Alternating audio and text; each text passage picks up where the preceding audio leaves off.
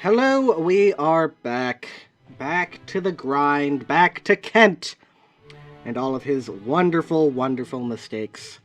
I am still here with Mr. Jacob Roddington. How are you Welcome today? back. Doing all right so far. Good, good.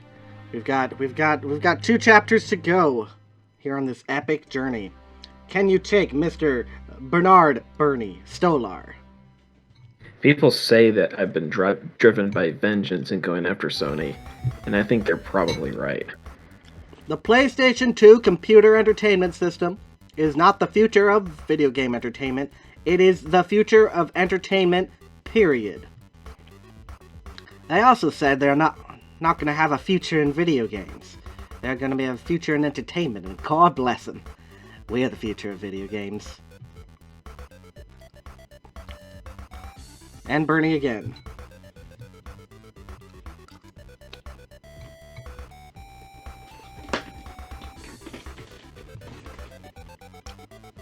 Bernie!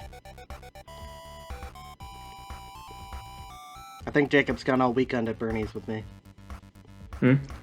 Oh, right. No. I felt Saturn was hurting the company more than helping it. That was a battle that we weren't going to win. As Nintendo Executive Vice President of Sales and Marketing Peter Main had predicted, much of the success of Nintendo 64 came at Sega's expense. With the launch of the N64, Sega's already low 32-bit shares were cut in half. By August 1997, Nintendo controlled 40% of the next generation console market, and Sony controlled 47%, leaving Sega with a mere 12%. Price cuts and big name games did not help. Bernie Stolar, formerly Sony's vice president of third party, was president of and CEO of Sega of America as the Saturn entered its last days. Under his leadership, Sega stopped advertising the Saturn on television. Then on March 14th, 1998, Sega announced plans to release 3 final games in the United States: The House of the Dead, Shining Force 3, and Burning Rangers. After the release of these games, Sega of America discontinued the system. Jacob. We tried to wind it down as cleanly as we could for the consumer. Again, we knew that the consumer was our judge, and we needed the consumer for the next round of what we were going to do as a company. So we did it slowly, maybe a little bit more slowly than I would have liked, but we did it that way. And I think we didn't hurt the consumer. The damage from Saturn's failure was extensive. At the time of discontinuation, Sega had sold 2 million Saturns in the United States. By comparison, Sony had shipped 10.75 million PlayStations to North America. Alright, what's the footnote here? Sony ours reported shipment statistics rather than sell-through, which is the kind of statistic that Nintendo and Sega generally used. But then when you're lower, you have to make sure you use the sell-through. Sega would have to absorb $450 million loss, a 21% drop in sales in 1998. The impact was devastating, but Sega did not bow out of the market for long. Sega remained active in Europe and Japan longer than it did in the United States. In the meantime, Sega of America released several games for PCs. Word got out about Sega completing the design of a new system even before the final Saturn games reached store shelves. There were stories about 2 systems being developed simultaneously, one in the United States and one in Japan. If these stories were accurate, they were. Sega ended up manufacturing the system that was developed in Japan. Largely stoked by Sega itself, the rumors continued. First known as Dural, a metallic female fighter from the Virtual Fighter series, then as Katana, a Japanese sword. Sega's new system was supposed to have a 128-bit processor, 3D graphics chip from 3DFX, and a Windows CE operating system. It was said to have a modem, and there were rumors that it could play games on DVDs instead of CD-ROM. Let's see, how much of that is true? Okay, 128-bit processor. Yep, the graphics chip didn't come from 3DFX, no Windows CE, and no DVDs. There was it DVRs? I forget what the thing on the Dreamcast is.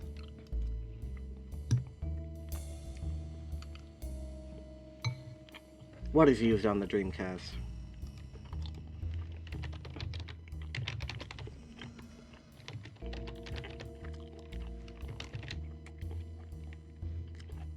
GD-ROMs. That was it. I can hold a gigabyte, so it's not like it was that much of a problem, but wasn't DVDs. Yeah, but it was. Yeah, no, it was a proprietary thing. I mean, it wasn't proprietary to Sega. It was a different competing format to DVDs that just didn't take off. On May 21st, 1998, Sega put all speculation to rest by announcing that a Dreamcast, the official name of the 128-bit console, would be released in Japan on November 27th. Most of the rumors proved fairly accurate. The final version of the Dreamcast featured a Hitachi SH4 CPU and NEC Logic Power VR 3D graphics chip. That's not 3DFX, though. That is not 3DFX. Why do you say this is accurate? The original specifications did call for a chip from 3DFX, but Sega made a last-minute change, which fucked them over. It's a really bad idea to go all that way and then change it at the last second. A last-minute Dreamcast final design included a stereo chip from Yamaha and 2 operating systems, one from Sega, the other from Microsoft. Rather than a CD-ROM, it used a technology called GD-ROM, a proprietary double-density CDs that held over a gigabyte of information. Most intriguing of all, however, was the console included a 56K modem and a modular slot that would allow for updating should Sega choose to release broadband support. I mean, they were going to release broadband. Why would you put a modem in? It was literally in the console. So, like, yeah, they were gonna have broadband support. According to Sega officials, online gaming would be an essential element in their strategy for Dreamcast.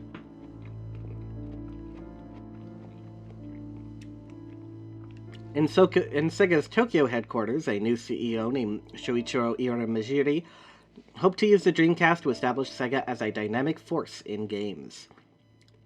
A former executive at Honda, Irimajiri was an energetic leader with ambitious plans, but before he could get the chance to launch his new system in Japan, Sony stole the spotlight. On March 2nd, 1999, Sony held a press conference in an enormous Tokyo Opera House to announce the details of a next-generation PlayStation that Sony promised it would be released in the year 2000.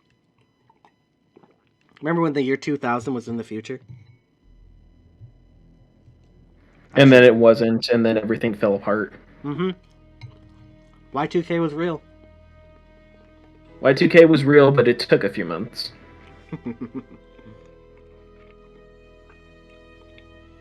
Putting on a fascinating show of internal politics, Sony's retiring chairman Norio Oga began the meeting by reciting some of PlayStation's many successes. Then Oga made a statement that was meant to send a message to Nobuyuki Ide, who, as Sony's electronics president and co-CEO, was next in line to be chairman. I remember when Ken Kutaragi proposed the PlayStation. I was the only one on the board who supported the idea. I've wanted to talk to this guy forever, Nobuyuki Ide, because he's no longer at Sony now. And he was actually someone who was very interested in games. He was Mattel was going to go with Sony to release the Intellivision in Japan. Because we have internal documents of them going back and forth on this. And Nobuyuki Ide, he was the correspondent. He was the guy, because he had good English skills, going back and forth between Sony and Mattel. They got very close. But it all fell apart. PlayStation, which many Sony executives had viewed as little more than a side trip, had become Sony's biggest product of the 1990s. With more than 50 million units on the worldwide market, PlayStation accounted for 40% of Sony Electronics' revenues. I guess it's fairly expensive. So I guess that might be true. Trying to put a good face on the situation, EDA began his speech saying, "I always believed in PlayStation." And then he went on to say, "I believe this is something that will surpass a mere game machine." Sony Computer Entertainment President Teruhisa Tokunaga came next to discuss the manufacturing partnership Sony had formed with Toshiba. Together, they were spending 2 billion yen on the project. Tokunaga finished by describing the quickened pace of PlayStation sales. It had taken his company nearly 2 years to ship its first 10 million consoles. The next 10 million shipped in only 9 months. Then Sony hit the 10 million in 6 months, followed with another 10 million shipped 6 months later. According to Tokunaga, Sony went from 40 million to 50 million consoles shipped worldwide in just 4 months. The final speaker of the day was Ken Kutaragi, the engineer turned Sony Computer Entertainment executive who designed the original PlayStation. As he explained the performance specifications of his new console, it became obvious that Sony had created a stripped-down version of a supercomputer. Ken took the bait. He took the bait, everybody.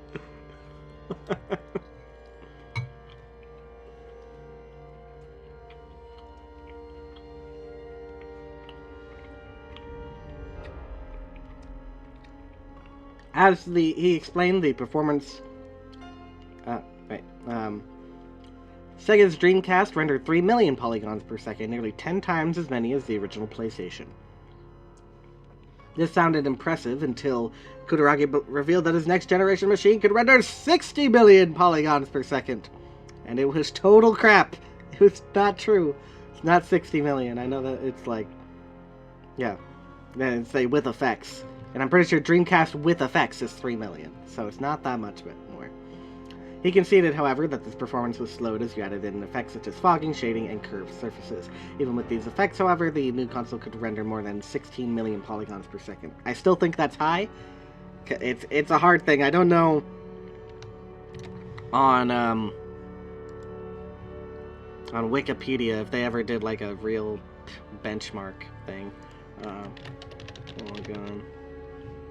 Sorry, I was distracted real quick. He's talking about how many polygons the Sony PlayStation can do. When you talk to actual like developers, there's the numbers kind of vary. Yeah. Because like, you know, there's the flat shaded polygons, there's with the garage shading and texturing and all of that, which affect the budget. You know. Yeah, effectively, you were never going to reach the top. The very top peak was never like, you know, it's a console. You're not like benchmarking individual parts. Right. There's a lot going on. And in fact, those consoles render things very differently anyway. Right.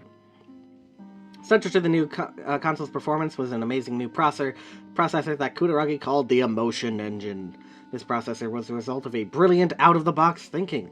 The computer industry had always followed the maxim called Moore's Law, named after Intel executive Gordon Moore. According to Moore's Law, the typical high-tech manufacturer would double the speed of its fastest processor every 18 months. No, it wouldn't double the speed of their processor that they already had. You can fit more gates onto a processor that's you can fit the same amount on half the size or double the amount on the same size every 18 months. But this is a reductive thing. I'll let Kent slide on that. Realizing that doubling everything would make for a very expensive console, the engineers who designed the next generation PlayStation decided to isolate the operations that impact gaming and increase them exponentially. So like any graphics solution that has ever existed. Okay. While the Emotion Engine was not going to be as fast as the Pentium 2 for some operations, its graphics processor had 1,000 times more bandwidth than current PC graphics processors at the time, and its floating point calculation performance was rated at 6.2 gigaflops per second, making it as fast as most supercomputers. He took the bait so hard. PlayStation 2 was so powerful, in fact, that Star Wars creator George Lucas later commented that it had more on-the-fly rendering power than all the computers he used to make Star Wars Episode 1. Yeah, because Lucas isn't the person who actually would know anything about that, because he's just a director. Yeah, no, you would have to talk to his VFX supervisors for that. Yeah, have you played the Star Wars prequel games on PS2? They don't look... they look fine, but like they don't look like the movie. Yeah. But it's like, you know, special purpose rendering, you don't necessarily need like like you need a lot on the hardware side, but like you just have to bulk it up basically for your frames.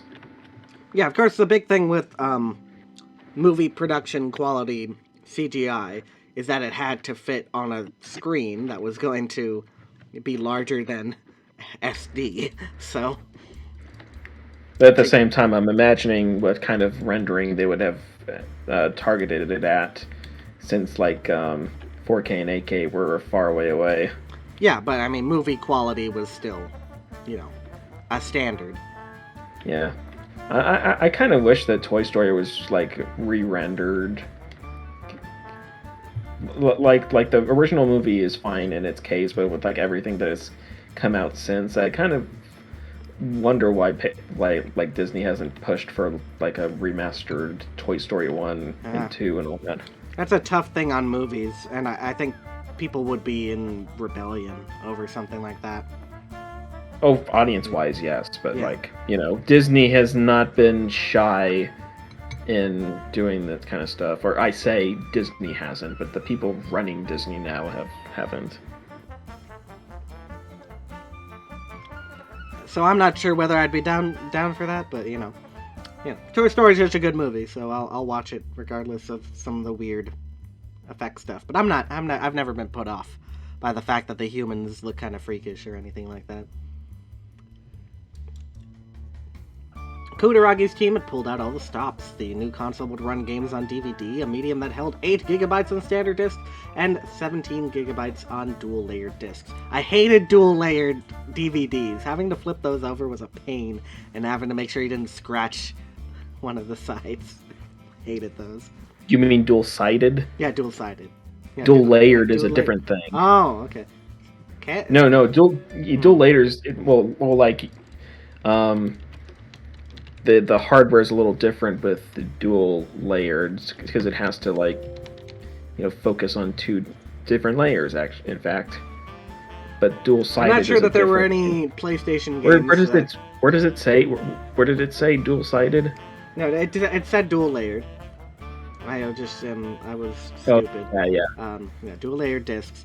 I'm not sure there's any PlayStation game that had a 17 gigabyte disc. I don't think it was. I didn't think that there were many PlayStation 2 games that used multiple discs. There were a couple, like I think Final Fantasy X. Like if you want to have like a prestige game like that fits on multiple discs, that's like built to make it look like that, then sure. But the novelty of having a giant 3D game on one disc would probably just be good enough for most people. I would think. I'm not. Yeah, I think probably the reason that they didn't do dual layered discs is because it was probably cheaper to just do 2 discs in most cases. So I don't know of any PlayStation games. No, I wouldn't think that'd be a reason. I think dual layered discs were perfectly fine. It's just like most games still wouldn't need to fit on that much space. Like it hadn't gotten to that point yet. Yeah, but like I said, there are some games there are on still PS2. CD-based PS2 games. Really? There were a couple out there, as long as the PS2 was primed to be able to work with it. Did not know. While he would not commit to whether the new console would play movies on DVD, the announcement led to widespread speculation that it would.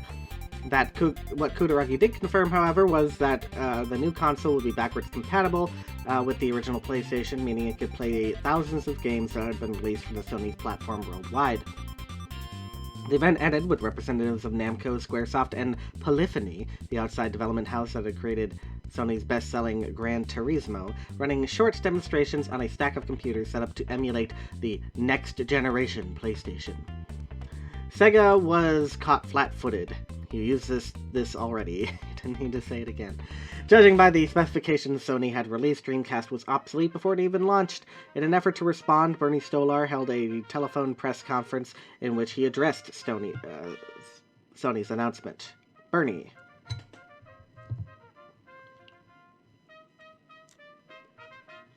Jacob. Okay. On paper, Sony's machine sounds impressive, but the fact is, it is still on paper. Dreamcast is here now. Frankly, Sony really has their work cut out for them creating a machine with the specs they unveiled on Tuesday and supporting with a strong lineup of games. With the launch just 1 year away, it will be a challenge. And while Sony is working to create that hardware, Sega will already be in the marketplace with Dreamcast, building our installed base and developing an impressive library of games. Welcome, Dale. Oh my god. He's here. How much is left? I tried to time the entrance as close to the end as possible. Really now? Well, we're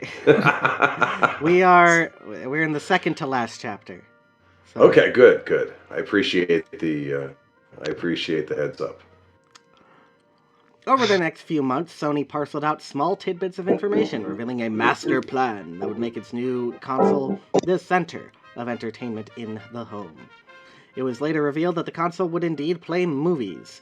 Sony announced plans to release an Ethernet connection, enabling it to handle high-speed connections to the internet. The entire strategy, later tagged as Sony's Trojan Horse, was to release a moderately priced console that would be the hub of a complete entertainment concept that merged television viewing, movie watching, video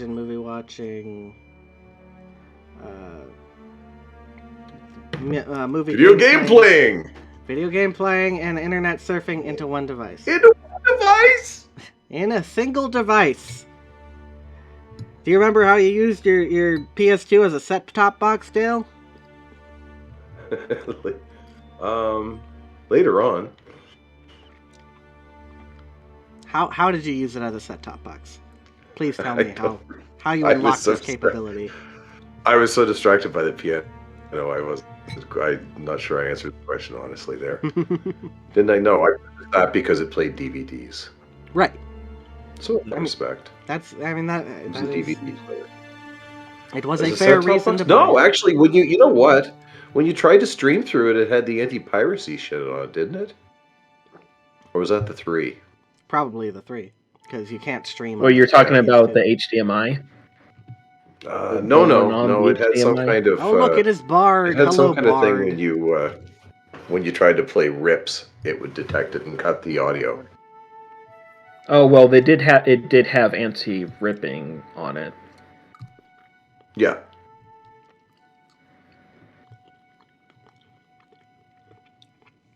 How are you, Mr. Bard? I'm doing all right. I'm doing fantastic. Yeah. We are still straight into this elaborate book. Let us continue. To help emphasize that the new console's image as more than a game machine, Sony concept designer Teiyu Goto created a special case for the new console that suggested consumer electronics instead of simply video games. So going all the way back to Nintendo in 1985. What advanced appearance. I use my PlayStation 2 as a Linux box. And Yep. I actually use that to stream video. So you did use it as a set-top box. We were just talking about... Yes. Yeah. We were just talking about how you really couldn't. Unless I guess you hack it. You know, with the Linux distro, you could, but it wasn't very stable. And it just had a lot of issues with processing most of the regular stuff. It's almost like it wasn't made for that. Exactly, right? Almost. It's almost like it was never made for. And really, like, you know, what would be the point except for the challenge, which we would already have been doing, just putting Linux on there. Well, Linux goes wherever it will be hosted. That's pretty much it. That is. It won't play Doom by itself, but we can force it to. Well, now, I mean, Doom 3 was on PS2. Well, Doom can be on more things than Linux. True. Can put Linux on a graphing calculator. Hello, Becca. Hi. We are into the stream. Cool. I found a second life as a Toontown live streamer. All right. Really We'll now? talk about that later. Yeah. Goto, who also designed the look for the Vaio line of laptop computers. Anyone here ever had a Vaio? I did. I had. Yes. I remember I had when one. they I had the first little came pocket out. one. Created a cabinet that looked... A cabinet? Yeah, I guess that's how you describe a console now. A cabinet that looked like a stereo component. I don't know, like... I've never seen a stereo component that looks like a PS2. It looks more like a stereo itself. My FPGA box now looks like stereo equipment, and I absolutely love it. I'll put up a pic. Yeah, if you were getting some like of the newer Bose stuff, maybe. But you would be comparing the other way around. Instead of the sleek shape and smooth lines of the top-loading design of a game console, the next-generation PlayStation had a rectangular cabinet and a front-loading tray. Remember how futuristic those used to be? The outloading CD trays? That's how you knew you had a high-quality piece of electronics equipment, right? It was. No, it's when it spun around on its disk system because you could hold 5 of them. With Then it Sega was launching the future. Because then you could shuffle in between discs if you were willing to wait, say, upwards of 45 seconds between songs. Imagine like a 5-disc loader for one of those JRPGs to be attached it to the Oh, PS1 and be wow. like, buy this with your Final Fantasy whatever, and then have a full experience without having to actually change your discs. You still have to buy every single one of them, but We did have a mini CD loader, but we hardly ever used it. It was so useless.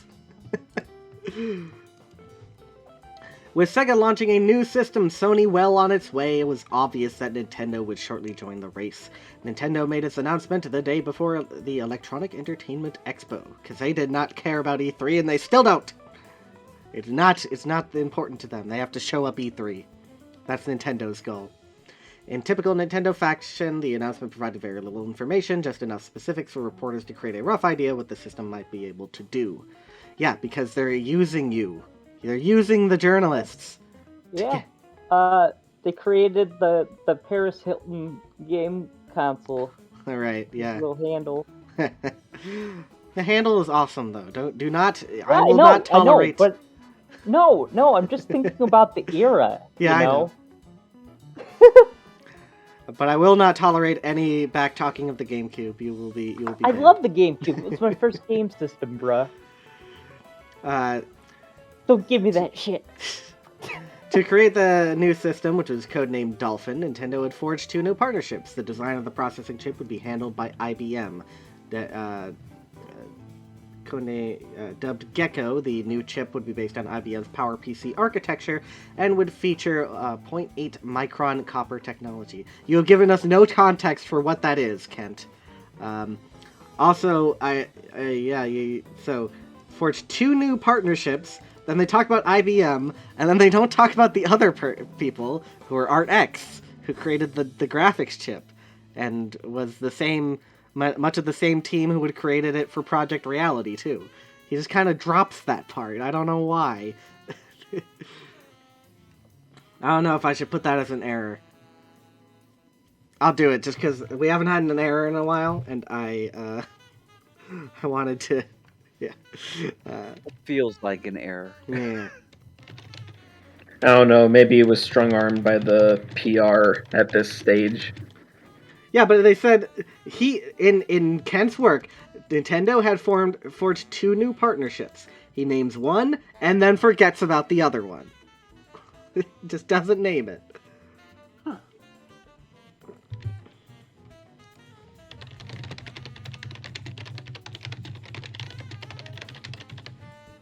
According to Nintendo chairman Howard Lincoln, the new console would have a DVD drive. However, like Kutaragi, he refused to specify whether it would play movies. He also refused to specify polygon rendering rates. The most he would say that Dolphin's graphics performance would meet or exceed anything on the market. What he did say, however, was that Matsushita, known as in the United States as Panasonic, had entered into a manufacturing agreement with Nintendo. Dolphin Lincoln told the audience would be released in 2000, just like the next generation PlayStation.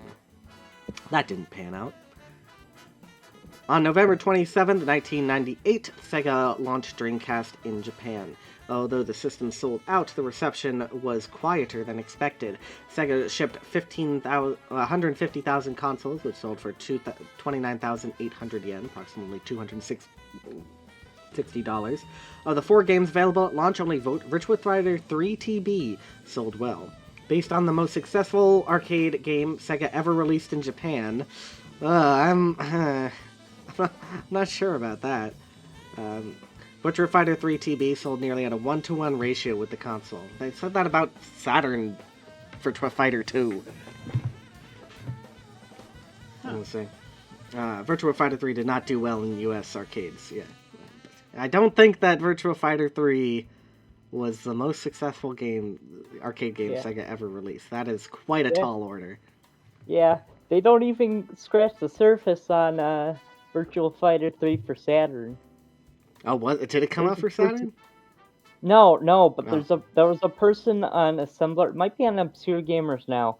There's a person who's just done an insane amount of research into this version that was apparently completed but never came out. That was like for the Saturn. I mean, it makes sense that they would just kind of hold it off and wait until Dreamcast, but yeah, good on them. This version was apparently better than the Dreamcast version. Yeah, I mean, they probably had more time with the Saturn version. The other 3 games available at launch were Godzilla Generations, a ponderous game in which players controlled Godzilla as he pounded Japanese cities into rubble. Ponderous? What? I mean, I assume this is like of the same ilk as the other Godzilla games that came out from Bandai, I think it was. I played those on the PS2, and they were fine. But why did he call it ponderous? Probably because it's the slow moving. You know. Then he should just say that. Right? Like ponderous is a weird word to use in a video game because Triathlon, a cute racing game for children featuring a penguin and other cuddly animals. Penguins aren't cuddly; they'll bite your face off. And July, a text and pictures adventure. In the weeks that followed, Sega shipped 300,000 more consoles, along with 2 new games, Sonic Adventure and Sega Rally 2. Oh yeah, Sega Rally. Let's all rally around for Sega Rally. Although the Dreamcast launch looked successful on the surface, it had in fact gone dreadfully wrong. With Sony's next-generation machine looming on the horizon, Sega wanted to shore up its installed base as quickly as possible. Sega needed to ship more consoles and more games so that they could exploit the launch day excitement. That, however, was prevented when NEC encountered manufacturing problems. Who wants to take Irimajiri? Bard, I choose you. Oh God, no. Irimajiri had hoped. No. The quote here. The quote. Where is he? This quote. Where is he? I can't see it. You can't see it? No. Give me a moment. Weird. I don't know why you wouldn't be able to see that. Restart your Bard. Got it. Restart your access to the thing. We set up a whole program, and it seemed perfect, except the supply of graphic chips. It was very sad to have a shortage of the graphic chip. We felt that 200,000 to 300,000 additional units could have been sold if we could have had enough supply. Excellent. It was like he was here in the room with us. Irimajiri had hoped to sell well over 1 million Dreamcasts in Japan by February 1999. Instead, he sold under 900,000. And the sales continued to be slow. Looking at the Japanese market from a historical perspective, Irimajiri calculated that he would need to sell more than 2 million consoles by the time Sony launched its new console. In the fiscal year that started on March 1st, 1999, and ended February 29th, 2000. They had an extra day, too. Look at that. They were so lucky. Sega sold less than 900,000 consoles. Yes, you just said that. Under 900,000 consoles. Why does he do this? The editor needed to actually edit this book. Oh my god. Sega's only hope was to beat Sony on the basis of price and games. Alright, More Irimajiri.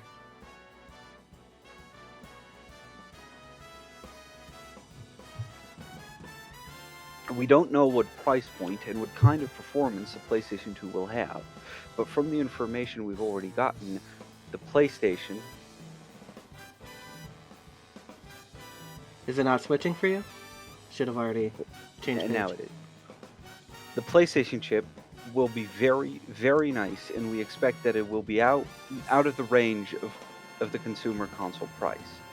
As you know, the $199 price point is the kind of a magic price point for selling consoles and home electronics all over the world. $199 in the United States, £199 in England, and 19,900 yen in Japan. We have already reached that point. We are going to price down the Dreamcast in Japan from the 24th of this month, June, to 19,900 yen. And we are going to launch the Dreamcast in the US at $199 and in the UK at £199. So we've already reached that price point. But the PlayStation 2 will probably take a couple of years to reach that price point. Sony's starting point may even be almost double, placing it in a completely different category. Little did they know that Sony was just gonna burn their money. Yeah.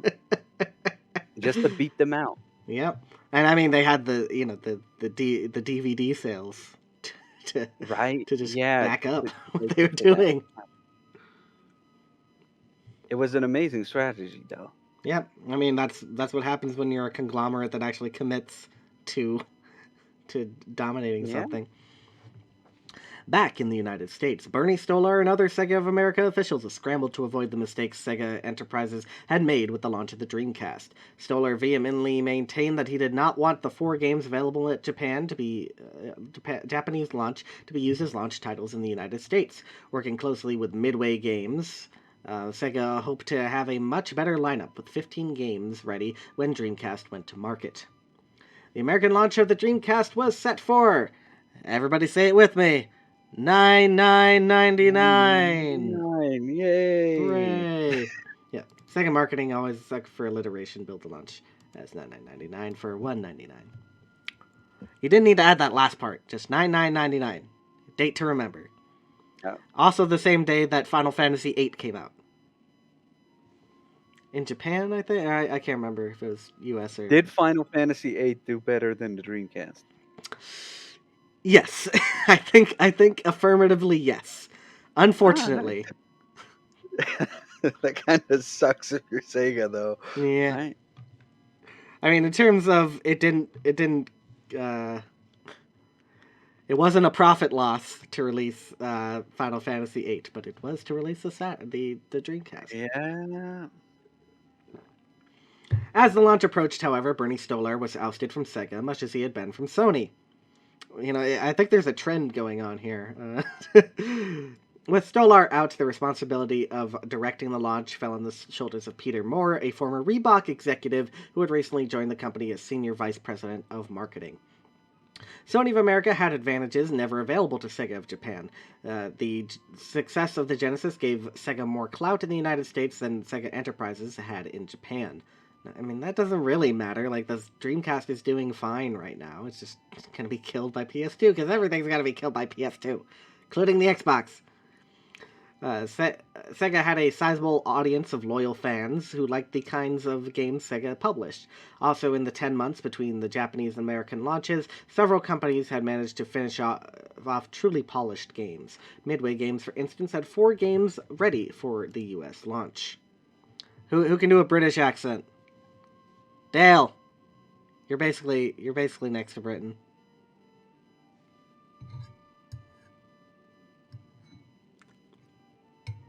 Okay, he's not coming. He's asleep. I gave you a great Harry Potter voice at the very start of this. How dare you? All right, I'll take it. Wasn't great. 15. That's almost the minimum. At some point, you have to draw a line in the sand and say enough. There are 15 confirmed titles.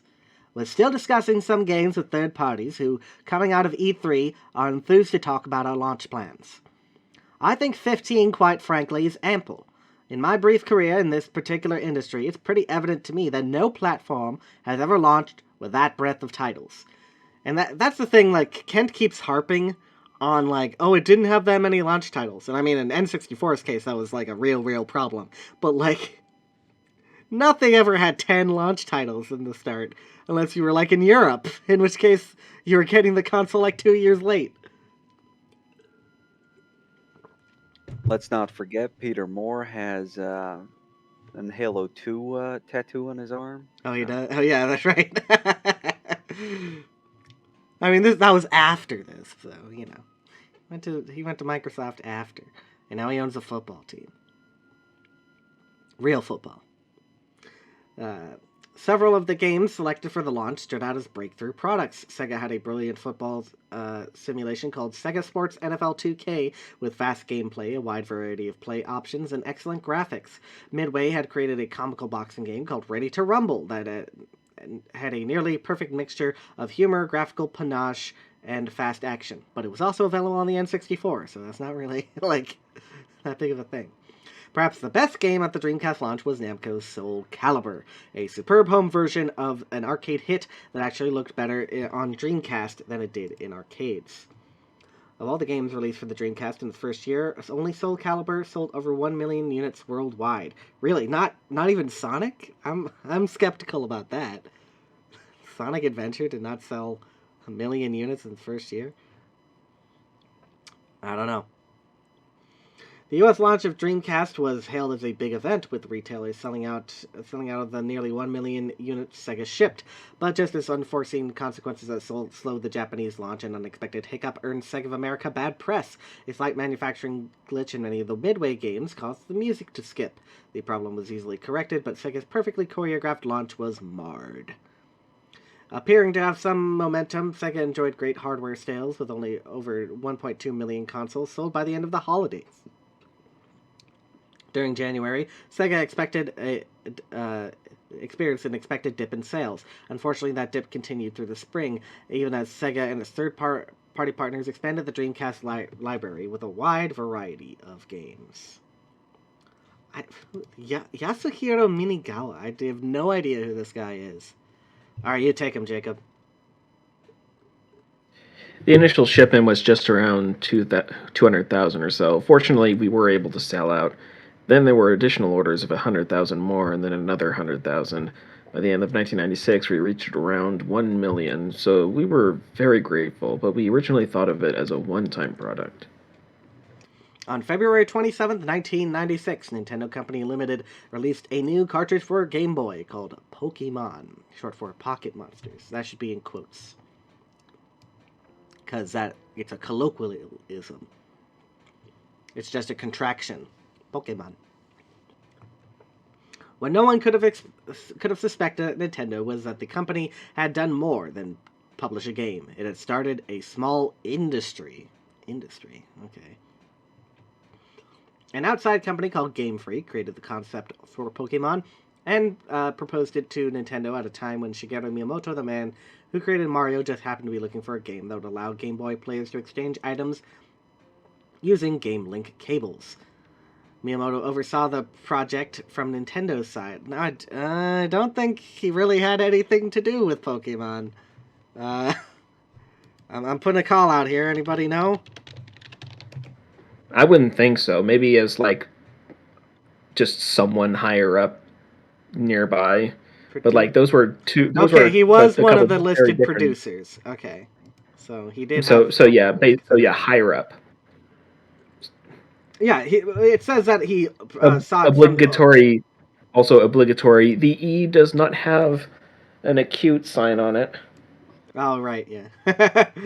So, Pokemon is spelled wrong. There we go. But, yeah. but I think after a certain point, like Miyamoto, would just have a credit in everything, basically, just by the position. That's the thing. Like, he stopped. Like, he's become a manager now. He's not deep in the game development anymore. But exactly. You know, if he's a producer, he's a producer. He does help with the games. But Kent has a way of automatically assuming that all the accomplishments of a company are one person. So that's why I wanted to double check that. But if he is the producer, he did oversee the project from Nintendo's side. Not by himself, but yeah, it counts. As it evolved into a full-fledged RPG for children. I don't think it was ever not an RPG. I think that was kind of the... Maybe he's just, like, off to the side referencing, but not not explicitly telling the origin story of Pokemon. He just says an outside company created it. Well, it says Game Freak. Well, no, I mean like Game Freak, but I'm talking about the people. Right. Well, I mean, I'm pretty sure probably one was. I mean, like Satoshi and Ken, and yeah. Well, yeah, I mean, he doesn't have the access for that. But I think that in terms of like when it was pitched to Nintendo, it was probably an RPG. But we don't have a super detailed look at that, but we have that one pitch document. That's very interesting. Whoever stole that from Nintendo's headquarters deserves a medal. But... Well, whoever put out those Giga leaks recently. Well, yeah, that was also helpful in determining a lot of stuff about Pokemon. But the proposal for Pokemon when it was way different is also online. The paper proposal. A universe in which children captured and trained friendly monsters and entered them to fight in competitions. To create a need for players to exchange monsters, Nintendo created 2 versions of the cartridge, Red and Green, each of which had a few unique creatures. The only way to collect all 151 creatures would be to trade. Was it? Yeah, I guess it was Red and Green, and then, it was Blue in the US. Why blue? I don't know. I guess American players don't like green, I guess. They don't, because it isn't in the flag. Well, they wouldn't have been able to pull the colorblind friendliness card because green and blue don't really play with red in different ways. That's true. Believing that the game would have limited appeal, Nintendo only shipped 200,000 copies of Pokemon at its first release, but Pokemon's popularity grew steadily, and several stores ordered more copies of the game. Seizing an opportunity, one of the teams behind Pokemon set up a partnership with an animation studio to create an anime cartoon for television. Okay, so this is one of the teams behind Pokemon. So let's look up the Pokemon Company. I know that a lot of people from Game Freak are in it, but... The actual formalizing took a while. Yeah, so it's established in... It's established in 1998. When did the anime premiere? Round about the same time, I think 99. Let's double check. It was 98. Let's see if it was before. Actually, 97. Wow, 97. So yeah, this is wrong. So there was no the teams behind Pokemon set up a partnership with an animation studio. Okay, so I guess that technically has to be right. They did not say make a company. Been Inc. You had Ape Inc. Yeah. They reformed to Inc. and Creatures. they did most of that licensing stuff. So I guess that's an animation studio. Toei, right? Or Toei does Pokemon. I can't remember. Let me see. Just looking at it. OLM. Oh yeah. Yeah, it's a weird thing. But yeah, so different divisions of OLM. When the cartoon became the highest-rated kids show in Japan, Nintendo started to license Pokemon to toy, trading card, clothing, and food manufacturers. Pokemon soon became a billion-dollar industry. Pokemon has become such a phenomenal success. At the very beginning, just a few people knew this cartridge, and it was word of mouth that spread its popularity without the media noticing it. The cartoon came 1 year later after the debut of the Game Boy game. We are continuing to sell a lot of Game Boy games, but now we have movies. We have so much merchandise and trading cards, but the growth was a gradual process. In 1998, Nintendo finally exported the Pokemon phenomenon to the United States as part of a massive movement designed to bring new life to the aging Game Boy. The US release of Pokemon bore little resemblance to the Japanese one. Really? What? Bore little resemblance to the Japanese one, as the cards, games, and television show all hit within a few weeks of each other. The success was immediate. What? Oh, so like the reception of it. Okay, all right. Yeah, the reception was flawed. I was really confused. So, they were saying that it was very obscure, and then they released it in the U.S., and it was not obscure. Obscure in Japan, but not so in the U.S. Yeah. Yeah. The syndicated Pokemon cartoon show became the hottest kids show on television, and Pokemon Red and Pokemon Blue became the best-selling games on the market. Pokemon trading cards became such a hot item that some elementary schools banned children from bringing them to class. I mean, it had nothing to do with the Pokemon. It just had to do with they didn't want you pulling out a Game Boy in the middle of class. So It also had to do with me splitting my lip open distractions. because another boy punched me for not wanting to Yes. trade my tarot card. yes. In class, mind you, we were doing a test, and he was nudging me, and he literally just gave me a right hook and split my lip in the middle of class over a Charizard Pokemon card. Those days. What wonderful days. I got into it a little bit late. It was more early 2000s for me. But Pokemon was still big. And, we had the card game that nobody knew how to play. And we played Magic and Yu-Gi-Oh! Those were our Right? games. Right? I had the Pokemon cards to trade, but I played Magic. And I've never been competitive at Pokemon. So many of my friends just take it way too seriously, and I'm like, I want to play this like it was intended to be played, where we meet each other, then we exchange Pokemon, and we don't care about shinies and LMs or whatever. I just don't want to deal with that.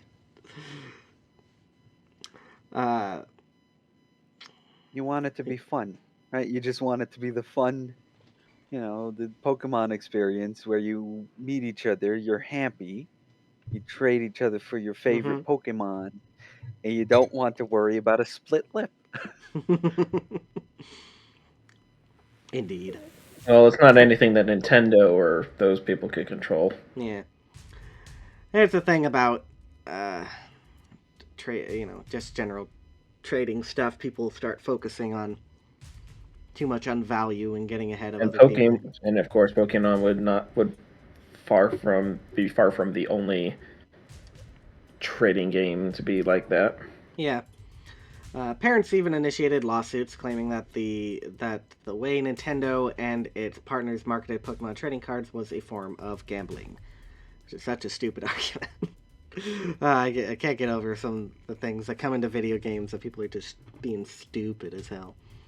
On November 23rd, 1998, Nintendo released Game Boy Color. Finally, he mentions Game Boy Color, because the first time he mentioned it, he did not explain what it was. A long-anticipated version of Game Boy with a color screen. In the spirit of Game Boy efficiency, the Game Boy Color's 32,000 color screen did not use backlit technology. Like other Game Boys, it had to be played in a brightly lit area, or players would not be able to see the images on the screen. It was a little bit better than Game Boy. I mean, it wasn't great, but it was better. On the other hand, it could run for 10 to 12 hours on 2 AA batteries. Energy efficiency was always a hallmark of Game Boy technology. Lynx, Game Gear, and Turbo Express had better, clearer screens. Nomad, which played Genesis cartridges, had a library of larger, more visual, and generally better-made games. But Game Boy was the most portable system, in that it could go several times longer on 2 AA batteries than any of the previously named systems could go on 6 AA's. I don't think all of them took AA's. I know that the Turbo Express did not take AA's. I'm pretty sure it was like 4 AA's. Anybody own a Lynx or a Game Gear? You can check the batteries. No? Okay. Neo Geo Pocket Color, a competitor that came out in... A Lynx and a Game Gear. Much better, clearer screens. Well... They did. Well, you know... A Lynx, even a Model 1 Lynx is better than a Game Boy. Okay, yes. But, like, with the fuzziness and all of that... Yeah. And the thing you need, the amount of batteries that you'd like. I have a stack of rechargeable batteries next to me right here. It's a stack of 12. They're for my Lynx. And I have another one of those downstairs, and they have a little sticker on it, and it's for the Game Gear. And the reason for it is it literally chews through them in 2 to 6 hours, no problem. You can't even finish some games. Yep. Yep. Neo Geo Pocket Color, a competitor that came out in 1999, on the other hand, had better technology and a longer battery life, but at the time it came out, though, Nintendo already had sold 80 million Game Boys worldwide. Neo Geo Pocket Color never stood a chance. Kent has kind of a hard-on for the Neo Geo Pocket Color. He brings it up repeatedly in this book. This is the only time he actually explains what it is. Anyway, back to the main text. Fine. With the launch of Pokemon in the Game Boy Color, Game Boy sales shot into record territory. I mean, they were already in record territory, because nothing else had ever been like it before. The boost could not have come at a better time. In 1999, nearly every video game company in Japan saw a significant drop in sales. Because of the relatively low cost of developing and manufacturing Game Boy cartridges and the brisk sales brought on by Pokemon and Game Boy Color, Nintendo had a profitable year. In the United States, Pokemon sales gave the entire industry a boost. Really? The entire industry influenced by Pokemon. I'm not sure about that. Video game sales generally drop in transition years in which new hardware systems are released, but US game sales rose by 1 billion in 1999. The rise can be summed up in 2 words: Game Boy. Nah. I'm skeptical there. I mean, okay, so like what came out in 1999?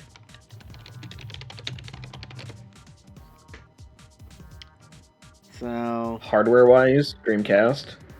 No, software-wise. I mean, not a lot great. Like, Driver came out. Driver's pretty cool. Yeah, actually, a lot more came up in 1998. Yeah. 98 is just one of those hallmark years of, like, interesting innovation. Tony Hawk came out in 99. So, yeah, I guess it was a bit of a down year, but Pokemon did not lift everything by itself. Pokemon was just its own little micro-phenomenon going on. In 1997, last year in the US, before the US release of Pokemon, handheld sales had amounted to approximately 294 million. Nintendo released Pokemon in September 1998, and handheld sales surged to 466 million. So yeah, it didn't lift everything by itself. I mean, that spike is Pokemon. It is responsible for the resurgence of handheld games, but that does not equate to all video games going up by $1 billion. Donkey Kong released in the US in 1999, I think. Yeah, the Donkey Kong 64, but people don't like that game, even though it's really good. Right? But it sold well. Not as well as Pokemon, but it sold well. Yeah, it was... I know it's a couple million, because most of Rare's games were million sellers. Yeah. But you needed the expansion pack, so it was always going to be limited. I only rented that game. Seriously? Yeah, because I couldn't... they didn't let us buy too many games. So I only ever rented it, but I had an expansion pack, I think because I had Majora's Mask. Oh, yeah. Yeah. And then your only other 2 options were pretty much Perfect Dark. Yeah, Perfect Dark and Donkey Kong 64. It also helped with Rogue Squadron. True. Rogue Squadron actually became a very fun and playable game. Yeah. Yeah. Yeah. Before that, it's kind of not very fun and playable, and it's Yeah. not because Rogue Squadron is a bad game. It's just draw distances and frame rate. Yeah, and then there's a couple other games. Yeah. Yeah. But I'm not going to go into my whole N64 rental experience right now. From the moment they were released, Pokemon Blue and Pokemon Red became the hottest games on the market. In 1999, however, handheld game sales rose to 1.626 billion, representing 18% growth in the market. In short, the market had not grown, Game Boy did.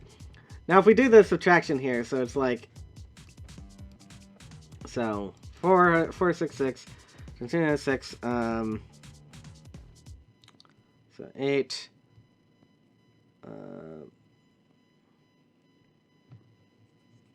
I'm struggling here. Okay, I'm gonna type it into the internet over here. 1, 2, 4, 6. So 814 million increase. Yeah, I mean, both of those are good games, but those are PC games. Legacy of Kain came out on Dreamcast. Yeah. But, yeah, Age of Empires 2... Planescape. PC-wise, 1999 was a good year. Oh, yeah, it was... Yeah, I was looking at these games, but I was trying to explain the growth to $1 billion in general games, and it's not going to come from PC. No, so, it's not gonna... Yeah, Planescape... Planescape, yeah, and Roller Coaster Tycoon, Asian Homeworld, Unreal Tournament, it's great stuff. Yeah. But it is not a hallmark year. System Shock 2. Yeah. So it adds up to $814 million from the handheld growth, and it wasn't all Pokemon, of course, because there were people jumping on the back of Pokemon, but. It was a big part of Pokemon, but if everything else was down, then Pokemon would have been higher to counterbalance that. So I think 1999 was still a pretty stable year.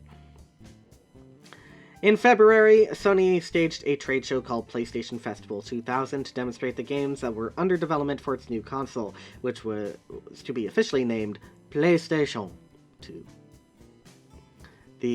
By this time, the entire gaming world seemed consumed with excitement over the new console, but there are only 19 games on display.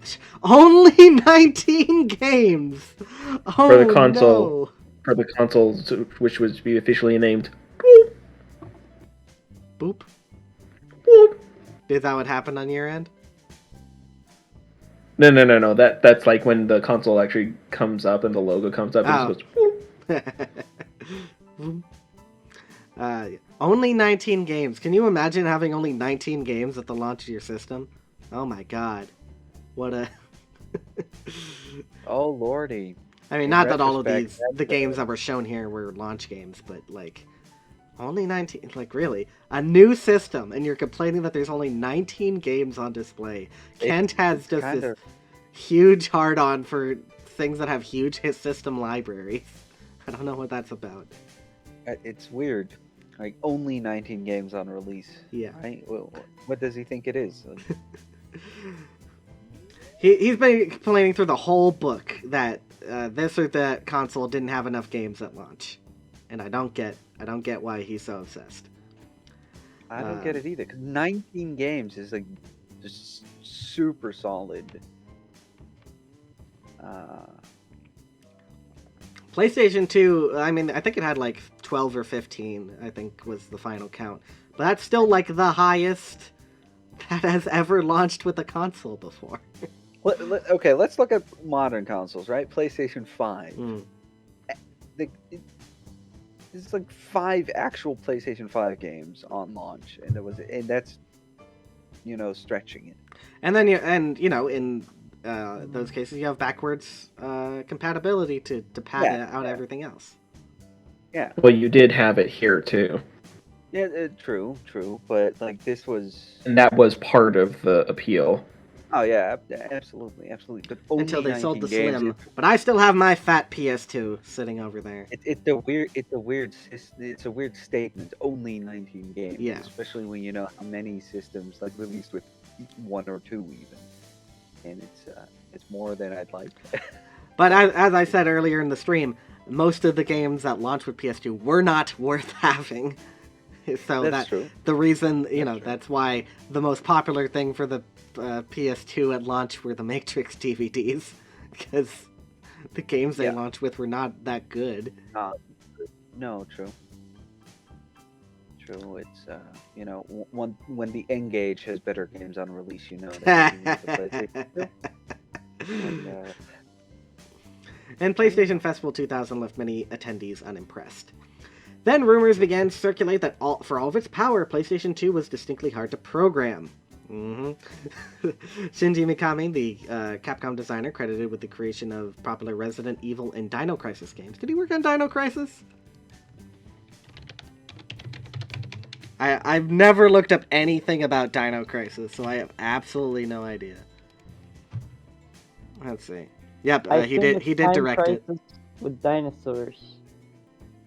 Yes, that is obviously I what don't understand why I haven't seen that in arcades. Like over here, because that would be a Well, hit. there are plenty of Jurassic Park-like gun shooters. This is kind of I know, amazing. but just Produced like and directed the batshit first Japanese. Dino Crisis title. Sorry, what was that, Bard? You got... So Shinji wasn't just like a dude. He produced and directed the first Dino Crisis. Yeah, the Capcom designer credited with creating. Yeah. Yeah, He was- it's pretty big. He was the survivor of the first Dino Crisis. Was that it? Yes, Well, I'm yes. He glad based the wasn't- game on his own experiences, yeah. I'm glad he didn't survive Dino Crisis 3 because he was the producer. Yeah, on he that died. too. He died in the great. When the third robot Dino Crisis. T-Rex, when the robot T-Rex came in and ate it. God damn it! I'm sorry that all I can contribute is dumb shit. It's fun. Also, I drank a little wine. Yeah. Complained that Sony had created insufficient tools to support PlayStation 2. Having created best-selling games for Dreamcast, Saturn, Nintendo 64, and PlayStation, Mikami said PlayStation 2 was the most difficult system he had ever worked with. Bard, you get to be Shinji Mikami. Sony provided an extensive library with PlayStation. The library would do a lot of the work, but with the PlayStation 2, there is no library. We need to create our own library, which poses its own set of problems in that there are so many choices to achieve the same effects. Jacob, Gozo, Kitao. If you focus on making full use of all the specs, it will be very expensive and time-consuming to produce a game. Instead, if you can focus on one aspect of the game, then I believe you can produce a great game. For example, in an action game, accentuate the gameplay, even to the point of compromising other aspects like graphics. Despite the bad showcasing at PlayStation Festival 2000, I'm sure that he only says it was disappointing because he was there, and maybe he was trying to hit on a girl and he didn't get her or something. I don't know. Can't put his personal experience in between the lines. What And do you do on the video games, man? This was in the days of booth babes, and he finally found out Oh that my you can't ask fucking them god, out. dude. I remember, like they would even talk about that on Tech TV, and it was just gross. It was gross. You know, want to know the worst thing? My sister was actually a booth babe for a Oh while. man. Oh Yeah, no. she got hit on a lot. It also earned very bad.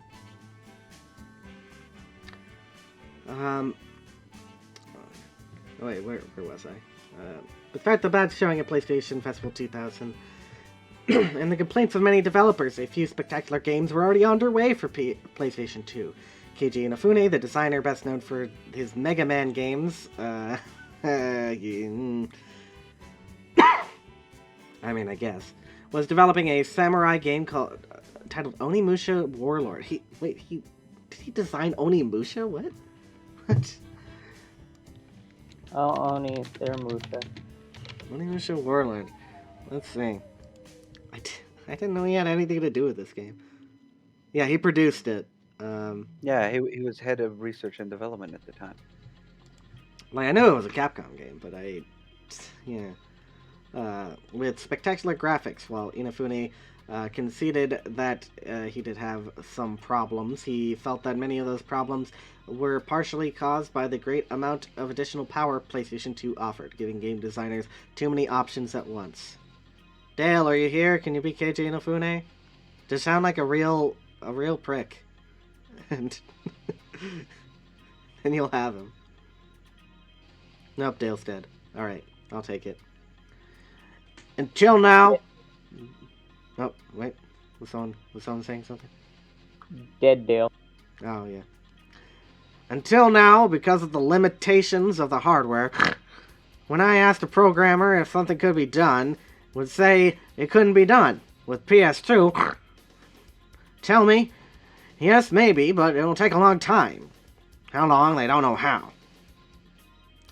So, as a producer, my dilemma is, what do I do? Do I let them go with the concept without knowing how long it will take to implement it? In a sense, there are no hardware limitations now, and there is a large learning curve for programmers. He betrayed us with Mighty Number 9. He deserved that. Oh, someone gets to be Kojima! Yes. At Konami, Hideo Kojima quietly began working on Metal Gear Solid 2, which he never even brought up the first one, a PlayStation 2 game in which players helped an ex-Special Forces agent infiltrate a terrorist group and destroy a giant robot. Yeah, I guess that's a simplified version of the Metal Gear story. Yes, it is. You know, I have the original Metal Gear on MSX right next to me in my MSX, and that's pretty much the story of all Metal Gear.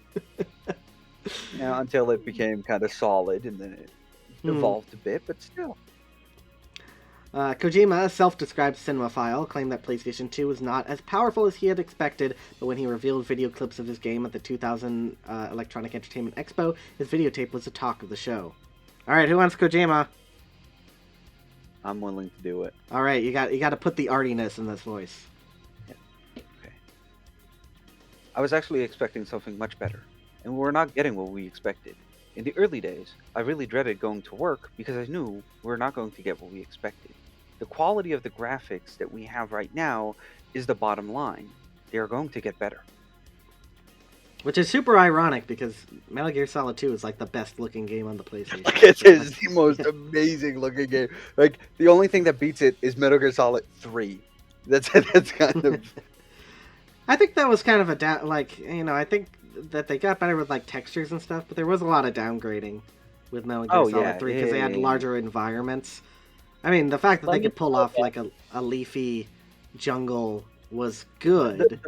The polygons of the Let me tell you, what a bottles thrill. and stuff you saw was, were worse. So I like the look of the game, but I wouldn't call it definitively better than Metal Gear Solid 2. Oh, absolutely. Sons of Liberty is just like an astounding looking game. The Japanese launch of PlayStation 2 took place on Sunday, March 4th, 2000. This is by far the most anticipated video game launch in history. Newsweek ran a cover story about the new console the week before the launch, and reporters and camera crews from all over the world descended on Akihabara, Tokyo's electric town, to cover the story. And probably other parts of Japan too, because they didn't just sell it in Akihabara. That would have been a bad idea. Sony promised to ship 1 million consoles for the launch. A few weeks before the launch, a high-level consultant working for Sony stated that the company would ship 2 million units, but Sony quickly released an official statement denying these claims. The actual launch was a very orderly event. Most stores pre-sold their entire inventory weeks before deliveries were made. Long lines of customers who did not want to take a chance on shortages formed in front of these stores on March 3rd. The stores opened their doors and began handing out consoles out on March 4th, and the distribution went smoothly. Yeah, because it's Japan. The reason it's going smoothly is because it's Japan. Not because of anything extraordinary. Because people actually stay in line and wait. Like, even if you've seen the Dragon Quest III stuff, like, nobody's pushing each other. Like, there's no riots happening. There's no line cutting. No, it's the one thing that actually annoys me as a Dutchman. Normally, they're very line cutting, and in Japan, I actually start waiting as well. Then I get back home, and I keep waiting, and the waiting takes way too long because I'm not cutting in line. So it's a boon and a drawback depending on how you look at it. A few electronic stores and several large department stores sold their PlayStation 2 allotments on a first-come, first-served basis.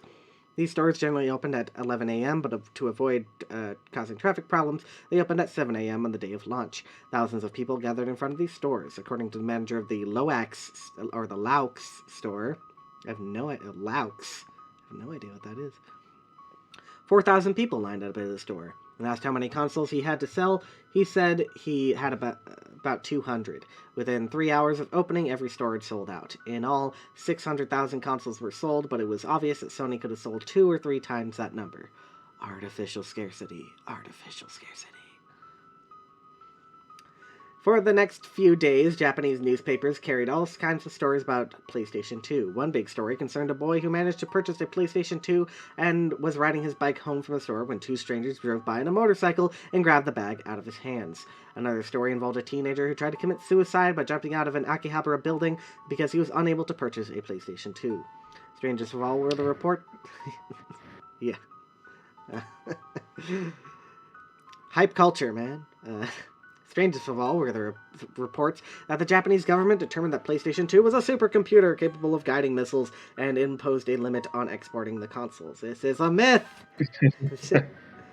Laux, by the way, it looks like it's a Japanese duty-free chain. Yeah, I meant it sounded like a Lawson's or something. But, the supercomputer capable of guiding missiles, that's kind of a funny one, because the PlayStation is far too overpowered to be even considered to be guiding missiles that were used at the time. Missile guidance systems tended to be not very powerful. That was the funny thing about them, like trying to limit importation into Iran or whatever, or Saudi Arabia. It was like, if you don't have missiles, you don't need supercomputers. The thing is, they still allowed laptops. Yeah. So they could just buy a bunch of laptops from Japan and do the exact same thing, but much easier.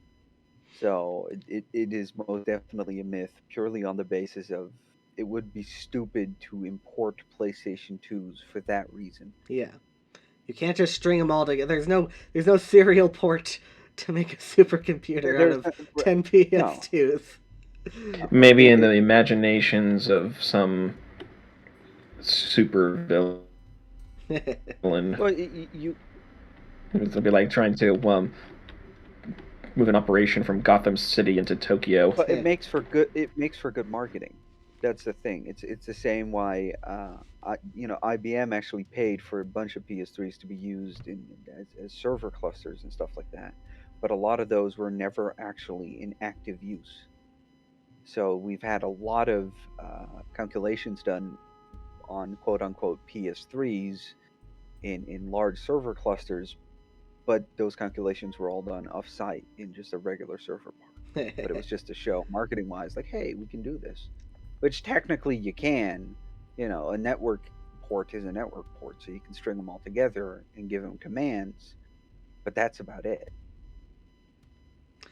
The big sales of PlayStation 2 did not extend beyond the hardware, however. Of the 13 games available at the day of launch, only 13 games!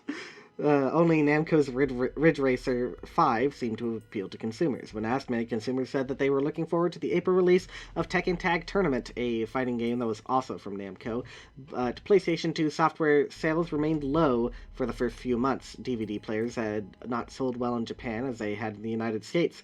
In the first few months after its release, the number one use for PlayStation 2 was as a DVD movie player, and the leading software title for the console was the DVD version of the Keanu Reeves movie The Matrix. It is a very fun fact. It is actually the Keanu Reeves movie, The Matrix. The Keanu Reeves movie. Yes. The Matrix. The Keanu Reeves game, Cyberpunk 2077. Yes. And of course, we just saw him at the Game Awards. Just 2 days ago. That demo the is Keanu Reeves event, the Game Awards. Like the tech demo, I do have to say that tech demo is amazing for Unreal 5. It's I love tech demos anyway, so even if it's a bad tech demo, I'll accept it. But I was actually blown away for the first time in like 15 years. I have seen That some features- screenshots. It features Keanu Reeves. Keanu Reeves, the tech demo of The Matrix. Sega Enterprises chairman Shuichiro Iramajiri said that he was elated with the results of the Sony launch. I believe that's Bard. Take it. Here we go. In Japan, PlayStation 2 is the first console that is selling only for hardware. In the past, the console was only a box without software. But people are buying the PlayStation 2 without any software. It's the image of this PlayStation that is interesting. So, people are really buying the DVD player function and the big image of the PlayStation 2, which was created by Sony. I don't feel the PlayStation 2 will have a big impact on the market this year. Oh. Famous last words. Yeah, that's a painful statement. He kind of has to say it though, because I understand it, but whew. Sega's wounds ran deeper than the feisty Iramajiri confessed. In June, Iramajiri resigned as chairman of Sega Enterprises and took a lower post. He was replaced with Isao Okawa, chairman of Sega's parent company CSK. According to Okawa, Sega hoped to position Dreamcast as an internet device both in the United States and Japan. Towards that end, Sega of America opened its own internet service provider, Sega.com. I forget the whole deal with Sega.com. I'm not going to click that link because I'm afraid of what I might find. But that is at this point, just their company website. I know. But that is chapter 29, so we were going to be on the last chapter. In just a little bit, we will be returning very shortly, and we will finally be able to finish The Ultimate History of Video Games by Stephen Kent, released in December of 2001. I'll see you there in a bit.